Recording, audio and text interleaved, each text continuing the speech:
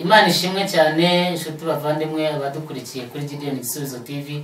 Tugarutse nanone muri studio za Gisubizo TV, Gideon Gisubizo TV, kandi nanone dufite umutumirwa mumenyereye kandi musangamo.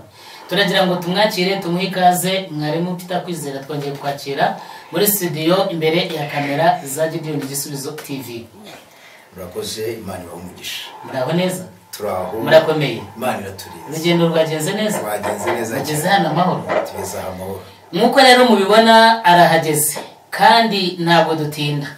Ntitwakwibagirwa kubashimira uburyo mukomeje kutwandikira, uburyo mukomeje kudukurikira, uburyo mutwereka ko muri kumwe natwe buri gihe cyose. Ntitwakwibagirwa gushimira nanone umukameramani wacu kandi udukorera ibintu byiza cyane bibageraho. Ubwo mubona bibageraho so ubushobozi bwacu gusa, kuko twebwe mu by'ukuri bishobora kutatworohera kugira ngo tubigereho vuba, ariko dufite udufasha ari we Vani, kandi nkuko twabibabwiye akora ibintu byinshi, atunganya indirimbo n'ibiganiro bitandukanye. Nawe ushobora kuzamuhamagara ukaba wamukoresha kugira ngo aze agire ibyo agufashamo. Hanyuma rero reka nanone Peter tukwakire tudatinze kugira ngo utugezeho icyo Imana yashize ku mutima wawe. Imana ibumugisha. Murakoze cyane, yasaba umugisha. Nongeye kunezerwa nanone kubana namwe kandi Imana ibahumugisha. Ngira ngo turashimira n'uyu mugaragu w'Imana Vani ukomeje kudufasha kugira ngo tubagezeho aya mashusho ndetse n'ubutumwa mu buryo bugaragara. Imana imuhumugisha. Ndetse nyakubahwa pastori turanezerewe gukomeza kudutumira kuri icano yanyu. Amen. Imana ibahumugisha. Amen. Ndagira ngo uyu munsi rero dutangirane indirimbo, hanyuma twinjira mu gusenga n'ijambo ry'Imana. Kuri uyu munsi ndagira ngo turirimbane indirimbo ya 20 muzo gushimisha. Mbonye umukiza mwiza ni Yesu Kristo, ni uruta inshuti zose zo mu isi. Igikundiro cye cyinshi nicyo cyanyemeje kumusanga ngo anyuhagiranyize. Anyurura mbabaye anyiza amakura, amaganya yanjye ajya yanyakira. Yaka nk'inyenyeri iteka n'uw'igikundiro, ni uruta inshuti zose zo mu isi. Anyurura mbabaye anyiza amakuba, amaganya yanjye ajya yanyakira. Yaka nk'inyenyeri iteka n'uw'igikundiro, ni uruta inshuti zose zo mu isi. Intimba zanjye zose yarazikoreye, uko ngeragezwa ndinda wa mubi. Ibyantwazaga igitugu yarabinyambuye, n'igihome cyanjye cyamwisha. Nerwa na Satani nganywa n'inshuti, Yesu azana barageze mu ijuru. Yaka nk'inyenyeri iteka n'uw'igikundiro, ni uruta inshuti zose zo mu isi.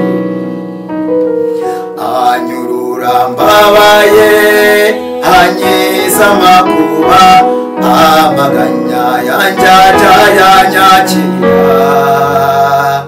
Yaka nk'inyenyeri iteka n'uw'igikundiro, ni uruta inshuti zose zo mu isi. Nazasiga nk'imfubyi nazamemukira, mporambeshwaho no kwizera gusa. Ubwo ngotesheje ingabo ntacyo ngitinya pe, ajya no umugisha amano yo mu ijuru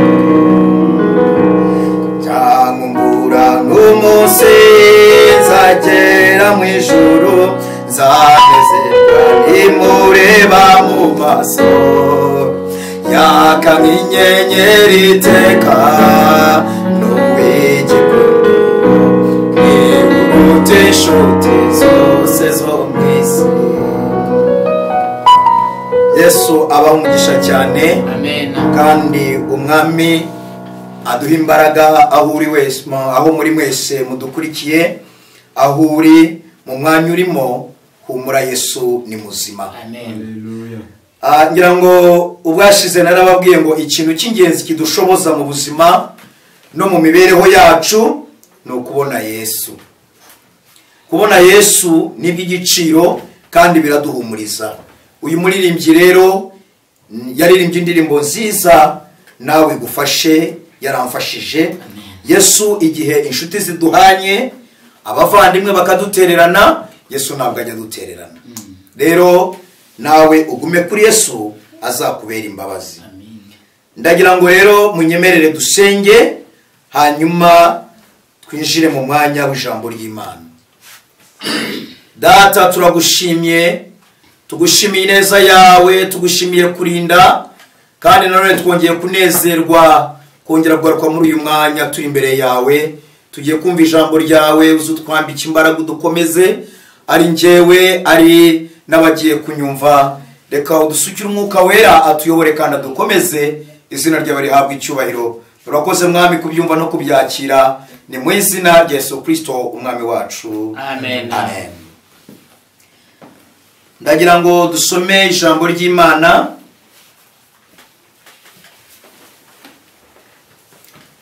riri mu gitabo cy'Itangiriro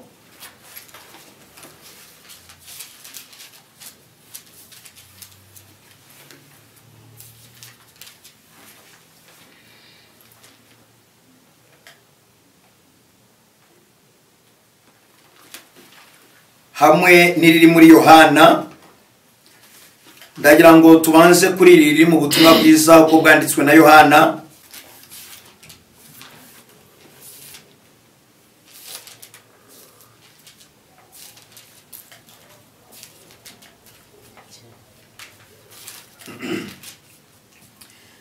Tugiye kureba igice cya 10. Turasoma duhereye ku murongo wa 17. Reka badusomere.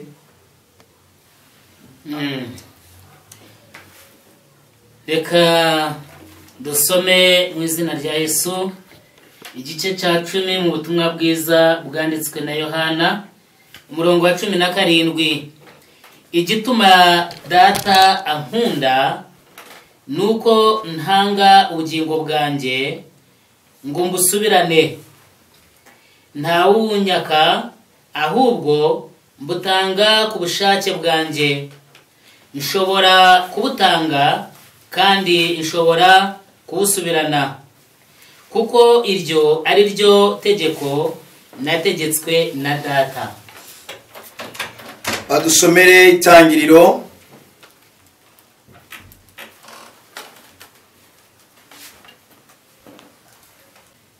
igice cya mbere ku murongo waho wa mbere. Umutwe w'amagambo uratubwira ngo Imana irema isi n'ijuru n'ibirimo byose. Mbere na mbere Imana yaremye ijuru n'isi. Isi yari itagira ishusho, yariho ubusa busa. Umwijima wari hejuru y'umuhengeri, maze umwuka w'Imana yagendagendaga hejuru y'amazi. Hanyuma reka nanone badusomere umurongo wa 26 w'icyo gice. 26. Imana iravuga iti, tureme umuntu agira ishusho yacu, ase natwe, batware amafi yo mu nyanja n'inyoni n'ibisiga byo mu kirere n'amatungo n'isi yose n'igikururuka hasi cyose. Imana irema umuntu ngo agire ishusho yayo, afite ishusho y'Imana, niko yamuremye, umugabo n'umugore niko yabaremye. Tuganire rero ijambo ry'Imana, ngira ngo aya magambo urayumvise. Ijambo twahereyeho ni ijambo riri mu gitabo mu butumwa bwiza bwanditswe na Yohana, kandi iri jambo ryavuze ngo igituma data ankunda. Ndagira ngo nanone wowe udukurikiye, ndagira ngo kuri uyu munsi nanone tuganire mumenyeshe igituma data agukunda. Igituma data agukunda, igituma Imana igukunda kandi nanjye ikankunda. Ndagira ngo uyu munsi tuganire kuri iri jambo Yesu yavuze asa n'umutangabuhamya ahamya ko samukunda. Aravuga ngo igituma data ankunda. Ndagira ngo nkubwire ngo igituma data dukunda ugisobanukirwe kuri uyu munsi, urusheho kukimenya kandi umenye kuri w'igiciro imbere y'Imana. Igituma data nkunda nuko nanga ubugingo bwanjye nkabusubirana, nanga ubugingo bwanjye ngo mbusubirane, nawe ubunyaka ahubwo mbutanga ku bushake bwanjye. Nshobora kubutanga kandi nshobora no kubusubirana, kuko iryo ari ryo tegeko nategetswe na data. Nanga ubugingo bwanjye mbishatse, ariko nanabishaka ubugingo bwanjye nkabusubirana. Hari ibanga riri mu buzima bwawe Imana yakuremanye utajya usobanukirwa. Ufite uburenganzira bw'amahitamo, uzi ubwenge, ntabwo uri nk'inyamaswa. Muntu udukurikiye, ndagira ngo nkubwire ngo igituma Imana igukunda hari ikizi ku mibereho yawe, hari ikizi mu buzima bwawe, hari icyo Imana isobanukiwe mu mibereho yawe. Iki kintu maze kukimenya narakomeye ndashikama, menya ko nanjye Imana inkunda, menya ko hari icyo nsobanukiwe mu mibereho yanjye. Narakizwa narihebaga, narakizwa nari mfite ibibazo byinshi byagonganaga n'ubuzima bwanjye, ariko maze kugira iriyobokamana namaze kumenya yuko nanjye data nkunda. Ubuzima bwanjye nashoraga mu byaha, ubuzima bwanjye nashoraga mu bibazo, ni njyewe wabikoraga. Ariko igitangaje, Imana imaze kunyiyereka, Imana imaze kunyihishurira, irankumira, ingarurira ubuzima nari natakaje. Imana ihabwa icyubahiro. Ndangije nisangamo igikundiro najyaga nimenyamo, nisangamo amahoro nari niyizimo. Hari ibanga riri muri wowe Imana ikuziho. Ndagira ngo tuvugane igituma Imana idukunda. Burya Imana iragukunda, nanjye yankunze narayimenya kandi mbere ibyiringiro. Igituma data nkunda, nanga ubugingo bwanjye mbishatse, ariko nanabishaka nkagira ne nkabusubirana. Abahurikiye ndagira ngo tuvugane neza iki kintu mu cyumve. Njya gukora ibyaha ndi mu nzira zidakwiriye, ni uburenganzira bwanjye. Najyaga mu nzoga nawangaruraga, nari mukuru, nabikoraga mbyumva nubwo nari umwana, ariko narabiroraga. Izi ngeso zose nababwiye tugitangira urugendo, ndetse na kamere zitunaniza zo muri ubuzima bwacu, umuntu abikora ari bubyikorera. Ariko nanone ndagira ngo mbahamirize ikindi kintu gitangaje. No gukizwa uyu munsi nkaba narakiriye ubuntu bw'Imana, nkaba ndi umuvugabutumwa, nkaba ndi uko ndeba uku nguku, nabwo ninjye wabihisemo. Nizeye ijwi ryamamagaye, nkurikira Kristo. Nukuvuga ngo muri njye mfite uburenganzira, nshobora gucumura, nshobora no kudacumura, nshobora kwihana, nshobora no kutihana. Hari ibanga rero ribitse mu buzima bwawe ry'uburenganzira. Nta muntu ushobora kugushuka ngo dukora iki utamubajije. Inka niyo barongora bakayijyana aho bashaka, bakayibuza kona. Inyamaswa iyo ari yo yose ishobora gukontororwa, ndetse n'izindi bazishyira amapariki niyo yaba ari intare nubwo zaba zikomeye. Ariko umuntu ni icyitonderwa. Umuntu ntabwo ayobora uko bashatse, ahubwo umuntu agishwa inama. Kubera iki? Hari ibanga riri mu buzima bwe. Ngiki cyatumye Imana itaguhara, ngiki cyatumye Imana itakureka. Hari ibanga riri mu buzima bwawe. Igituma data nkunda, nshobora gutanga ubuzima bwanjye mu kaga, nshobora no kubukura mu kaga. Ndagira ngo mubwire ngo hari icyatumye Imana itakureka. Uri umusinzi, uri mu nzoga, utaye agaciro, uri mu rumogi, warananiranye, ubuzima bwaranze, leta yarakoze ibishoboka byose byaranze, ababyeyi barakoze ibishoboka byaranze, ubuzima bwawe buri habi, ariko Imana ntabwo ijya igukuraho amaboko, kuko iravuga umunsi yihannye, umunsi yagarutse, muzimwe ibanga namubitsemo, muzime ikintu gikomeye. Niyo mpamvu Imana itakuretse, ikakurinda waraye munsi y'umuhanda, ikakurinda bene so bakujugunye, ikakurinda imiryango yagutaye, ikakurinda, ndagira ngo mubwire, ikakurinda uri mu gakubirane k'ibibazo. Igituma data nkunda nuko nshobora gutanga ubuzima bwanjye mu kaga, ariko nuko nshobora none kubugarura nkabusubirana. Nari narabushize mu biyobyabwenge, nari narabushize mu buzima bugoye, nari narabushize mu mibereho idasobanutse, ariko uyu munsi ubuzima bwanjye mbushize muri Kristo Yesu, nanone ngarukiye umwami ari we mpindukiriye. Urabibona, ndi mu Mana, hari amahoro mfite, hari imbabazi ziri ku buzima bwanjye. Ndagira ngo mumumurikiye, mumenere ibanga, hari igituma data atagukuraho amaboko, hari igituma Imana itakureka. Rero Satani ashaka kukwereka ngo byararangiye, ndagira ngo nanjye mumenyeshe uyu munsi ntabwo byarangiye. Yesu aracyakureba mu ibanga, niyo mpamvu agigutegera amaboko akurikirana ubuzima bwawe. Yesu ashimwe cyane. Iri jambo rero ndagira ngo ndihuze no mu gitabo cy'Itangiriro, nkomeze mumenere ibanga riri mu buzima bwanjye nawe, bituma Imana itaduhara, bituma Imana itadusiga, bituma Imana itatureka. Mu Itangiriro aho twasomye mu gice cya mbere havuze ngo mbere na mbere Imana yaremye isi n'ijuru. Isi ngo nta shusho yagiraga. Iki rero cyari ikibazo ku isi, isi nta shusho yagiraga. Ariko nagira ngo mbanze mumenere ibanga rikomeye cyane, umurikire kandi unyumve. Ku murongo wa 26 ndetse n'ukurikiyeho twasanze ngo Imana ire mu muntu afite ishusho isa n'iyayo. Imana iremana umuntu ishusho kandi muremera muri ya sitari ifite ishusho. Ndagira ngo mubwire ngo uyu munsi uri igisubizo cy'Imana, uri igisubizo cy'isi.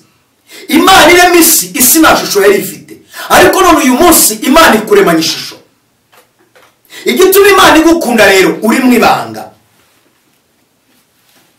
Igituma Imana itakureka, uri mu ibanga, uri igisubizo. Wowe umurikiye, ndagira ngo mubwire igituma Imana idukunda.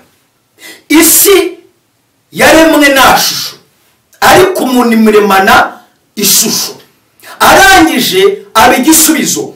Ni ukuvuga ngo igihe Imana yaremaga isi hari ikibazo gikomeye, isi nta shusho yari ifite.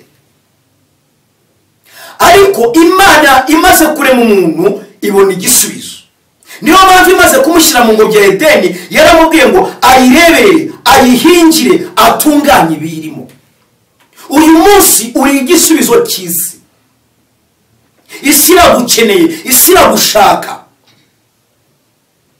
Rero mu gihe umuntu yaramaze kuba igisubizo, abaye mu isi ahingira ibiyirimo, akwiye kubyara, akororoka, akagwira, Satani yaje mu isi, umuntu ahura n'ikibazo, aracumura. Amaze gucumura, isi buri shusho, irongera isi irahindana. Umuvandimwe yica umuvandimwe we, Kayini yica Abeli, ubuzima burakomera, imibereho biranga. Ndagira ngo mumenere ibanga nshuti yanjye, isi yari yongeye guhura n'ikibazo, isi irangije buri shusho. Mu byaha isi ntabwo igira ishusho, ariko mu gakiza isi igira ishusho. Iyo wabaye mu byaha nawe ubwawe nta shusho.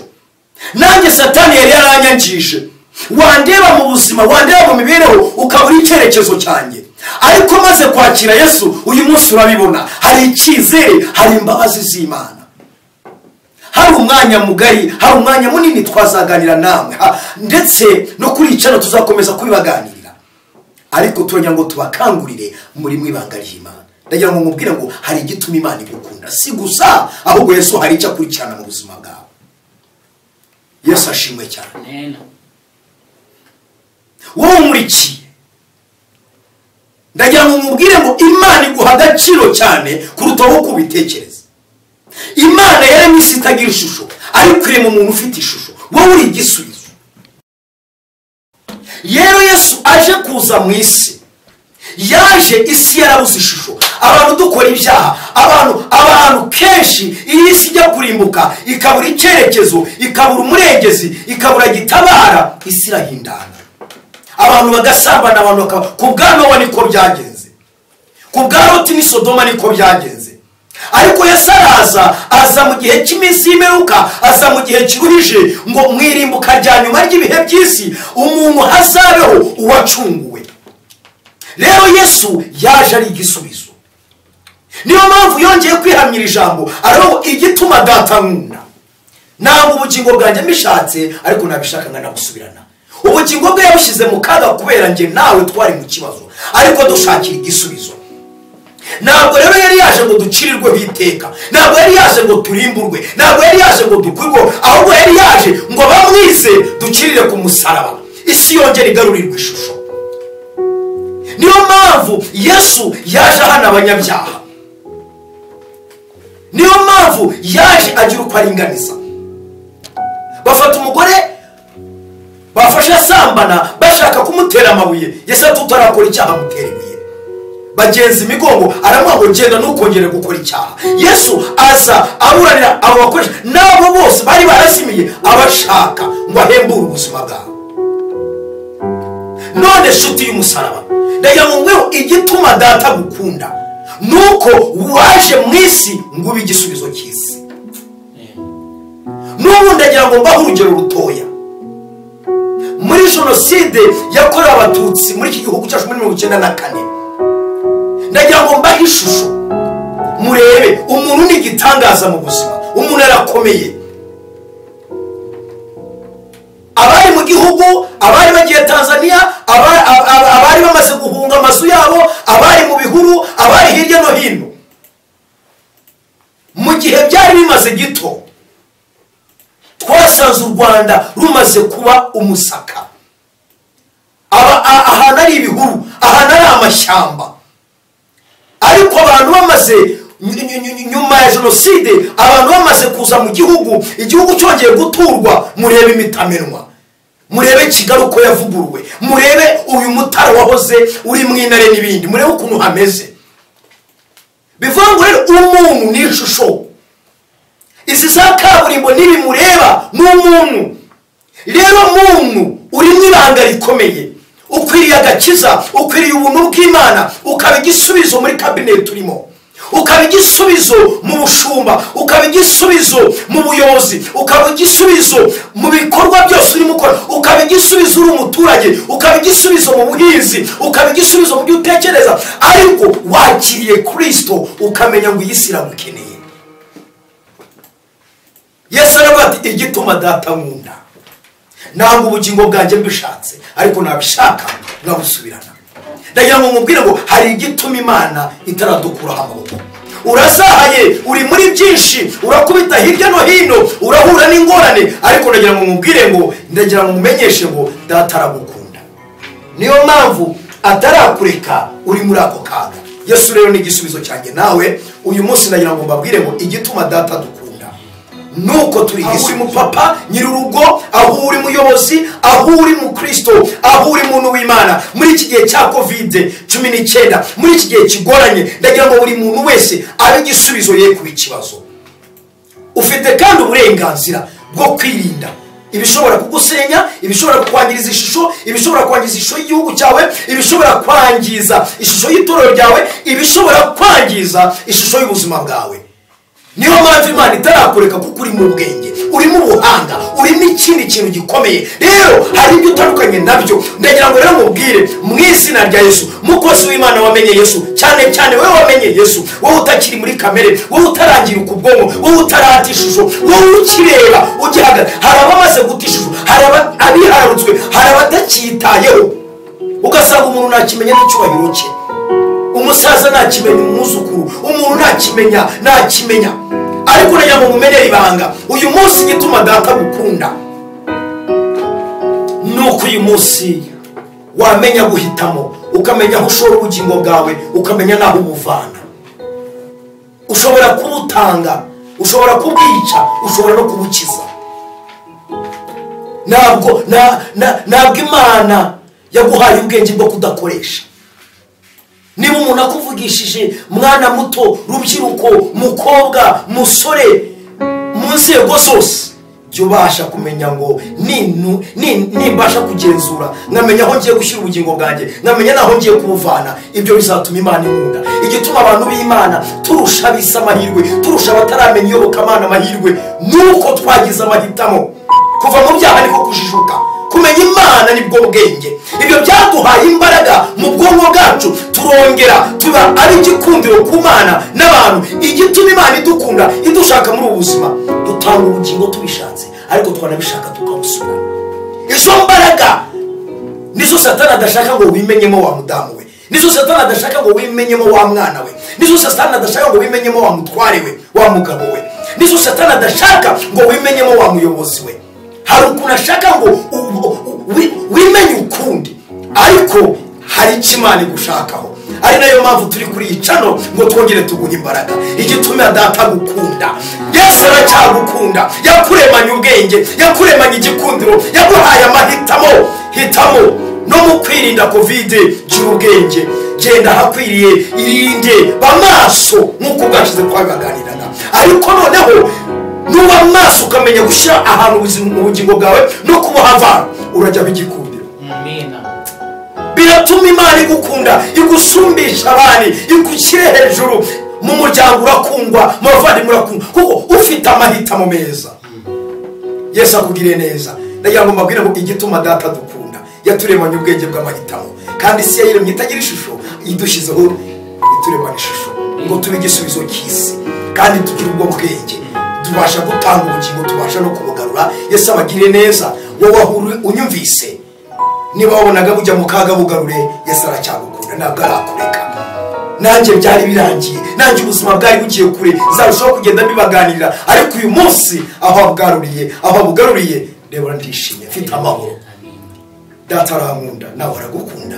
Yesu abaha umugisha, kadusenga Imana. Turagushimye Mwami kuba waraturemye, uturemera mu isi itagira ishusho.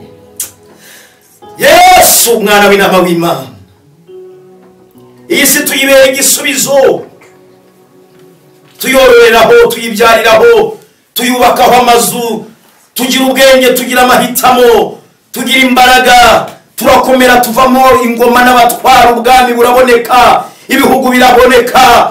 Ariko Satani niyabikunda atwicisha ibyaha. Mu byaha abantu barongera basubira mu gahinda, basubira mu gahindane, abantu barahamba, abantu barapfusha, abantu bahura n'ingorane, abantu barangana, abatoni bamenya abakuru. Mu gihe cya Nowa ngo ibyaha by'abantu biragwira, ububi bw'abantu bubagwiramo. Ariko Mwami, Nowa wakugiriyeho umugisha, Nowa wabaye igisubizo, Nowa wirinze, Nowa wabaye maso, uramurokora, umurokorera mu nje. Natwe bariho mu gihe cya none, watwoherereje ubutumwa bwiza ngo ubaye maso, pastor ubaye maso, muvugabutumwa ubaye maso, mukristo ubaye maso, umuyobozi ubaye maso, igihugu kibaye maso. Hari imbaraga, hari umugisha. Igihugu cyacu wakigarurira umugisha, kikongera kikagira ishusho, mu bakobwa kikagira ishusho, mu basore kikagira ishusho.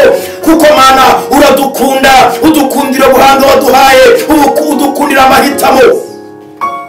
Nawe wapfa kumbwira ngo shoka muri ibi, nawe wapfa kundohaha, wamaye ubwenge. Ndabanza nkibaza ngo kubera iki? Ariko nanjye naramenye ijambo ryawe, naramenye inzira. Uwanshoragaho yanshoraga, najyagaho. Uwanshoragaho yanshoraga, yajyagaho. Uwambeshya yambeshya, uwandoha yandoha. Ariko turagusaba Mana, iyereke abantu muri uyu mwanya, iri jambo ribahonore, iri jambo ribakure mu bubata, be gutwazwa igitugu, be gukoreshwa uburetwa, be gushorwa hatariho, ahubwo n'abahagiye hamenye, maze agarukeho igikundiro, maze umwishimire, umukobwa umwishimire, musore umwishimire, mama umwishimire, umupapa umwishimire. Wishimire igihugu cyacu, wishimire Abanyarwanda. Erega Mana, ntabwo ujya udukunda iyo ubona ubugingo bwacu tubushora mu biburimbuza, tubushora mu biyobyabwenge, turi urubyiruko ejo hacu hagashira, tubushora mu bibazo, igihugu tukagishora mu bwicanyi, dushoka mu bibazo. ahubwo Mana birakwiriye ko tukugarukira maze ukanezezwa no kubona igihugu cyacu tugishora mu mahoro, tugishora mu kwirinda, tucinjiza mu mbabazi, tucinjiza mu rukundo, tucinjiza mu mahoro, tucinjiza mu kubaka, tucinjiza mu kugiha ishusho. Abana b'abakobwa binjira mu bugingo, bongera barambagira bakundwa, bambara imbaraga ku misozi y'iwabo. Yesu w'i Nazareti, turirukana izo mbaraga z'umwijima, izo mbaraga za Satani zikuraho ishusho. Turagarura ishusho y'abasore, turagarura ishusho y'igihugu, turagarura ishusho y'abanyarwanda, turagarura ishusho. Uwica barimo gusenya igihugu, uroga barimo gusenya igihugu, usambana barimo gusenya igihugu. Iyi si twaremewemo iragenda ikabura ishusho. Abari kuyubaka bakicwa na za sida, abari kuyubaka bakicwa n'ibiyobyabwenge, abari kuyubaka bakicwa n'ibibazo. Ariko Mana nitukugarukira tukayubakira mu rukundo, ukatwishimira, ukadukunda, kuko tugaruye ubuzima, kuko tugaruye ubugingo, izina ryawe rizahabwa icyubahiro. Nsengeye abanyarwanda, nsengeye igihugu cyacu, nsengeye Afurika, nsengeye ibihugu byo hanze, nsengeye Amerika, nsengeye Asia, nsengeye Europe, nsengeye Buraya, nsengeye Mwami Imana yacu Israeli, nsengeye ubutumwa bwiza aho bwagaragariye. Ngaruyeho itorero, isi yacu nigarurirwa ishusho, mpagaritse imirimo ya Satani. Abicanyi bahereze kwihana, abasambanya batingana, abakora ibyaha bahereze guhindukira, kuko barangiza isi, barangiza urubyiruko rwa Irema. Ari Yesu w'i Nazareti, barangiza urubyiruko, barangiza abana. Mana isi iroramye, isi yuzuye ubutinganyi, yuzuye ibyaha. Abasaza ntibamenya abato, abo bashyize muri za biro, abo bashyize mu ngengo z'imari za leta, abo bashyize mu buyobozi, abo bashyize mu kuyobora, barangiza isi. Isi ikabura igisubizo, abaturage n'abayituye bakaba umuhonge, bakavuza induru, bakabura kirengera. Maraho y'umujinya, maraho uburakari, witurebe igitsure ngo tuzinukwe, ahubwo duhindukirire, uturebana amaso y'imbabazi. Yesu w'i Nazareti, wongere udukunde, ukunde abanyarwanda, ukunde perezida wa repubulika, ukunde abaminisitiri, ukunde inzego za leta. Uhagarike imirimo irimbura, uhagarike imirimo isenya, uhagarike, ugarureho itorero Mwami. Sanga abashumba, sanga abapasitore, itorero ryongere rihereze isi ishusho. Haleluya! Bikore Mwami. Uwicaga niyongere kwica, uwibaga niyongere kwiba, uwasambanaga nakongere gusambana, uwarogaga nakongere kuroga, uwangizaga nakongere kwangiza, uwagambanaga nakongere kugambana. Hagarika imirimo ya Satani, kugira ngo imirimo yo gukiranuka. Yesu aravuze ngo igituma Data nkunda, nanga ubugingo bwanjye mbishatse, nabishaka nkabusubirana. Kuko iryo ryo tegeko rya Data, itegeko rikomeye dusigiye, ukundisha Imana umutima wawe wose n'ubwenge bwawe bwose, ukunde mugenzi wawe nk'uko wikunda. Duhagurukije ibyiringiro mu bari barataye ibyiringiro. Haleluya! Rasaragora Sayimonia, wa mubyeyi we, wa mupfakazi we, wa mfubyi we, wa utagira shinge na rugero, ndagira ngo mubwire ngo igituma Data gukunda, hitamo, vana ubugingo mu kaga, bushore hazima.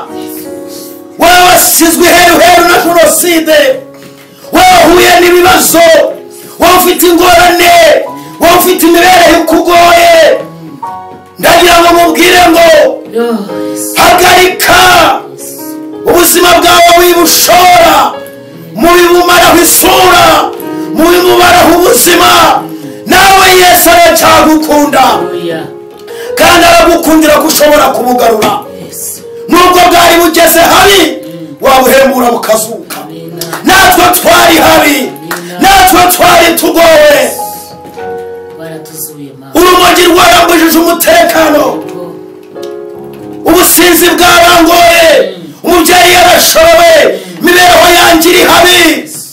Yesu aranzahuye, ndahindukira, ndebye Yesu garuka anyubatse. Garuka Yesu nawe aragukunda. Urakoze mwami kutwumva, abadukurikiye ubaha umugisha kandi ubambike imbaraga, ubahereza ihumure n'amahoro kubwa Yesu Kristo umwami wacu. Amen. Amen. Imana iguha Peter, Imana ibamugisha abadukurikiye mwese. Reka tubasezere naho ubutaha. Imana irabakunda mu izina rya Yesu. Amen. Amen.